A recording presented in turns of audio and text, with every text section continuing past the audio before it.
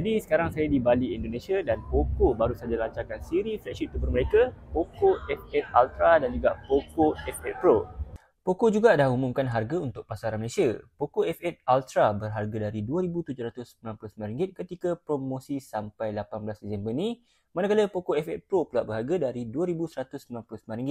Menariknya, Poco juga bagi percuma tablet Redmi Pad SE kepada pembeli awal kedua-dua F8 Ultra dan juga F8 Pro.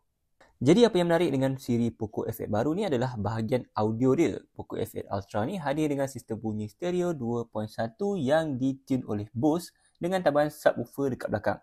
Dekat dalam ia gunakan chip Snapdragon 8 Elite Gen 5 serta ada tambahan chip Vision Boost D8 untuk tingkatkan prestasi grafik. Ia juga dilengkapi bateri 6500 mAh dan sokong pengecasan 100W USB-C dan 50W wireless. Skrin Poco F8 Ultra ni pun kini lebih besar, 6.9 inci jenis AMOLED Full HD Plus 120Hz dan ia tampil dengan 3 kamera belakang 50MP dan salah satu adalah sensor kamera telefoto periskop yang sekarang sokong zoom lagi jauh 5 kali optikal dan sampai 100 kali maksimum zoom digital. Kamera utama ni juga guna sensor Light Fusion 950 baru.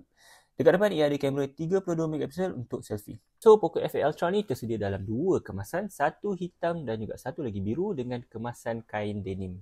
Perbezaan untuk model F8 Pro pula, walaupun rekaan dia nampak sama macam model Ultra, dia sebenarnya lebih compact.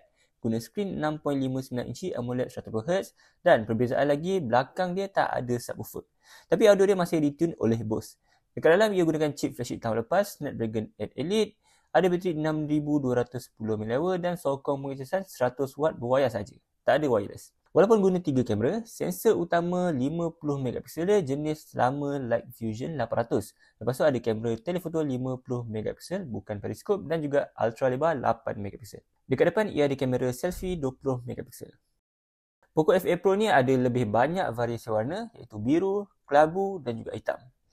Jadi korang minat tak nak beli siri Poco F8 ni? Cuba komen kat bawah.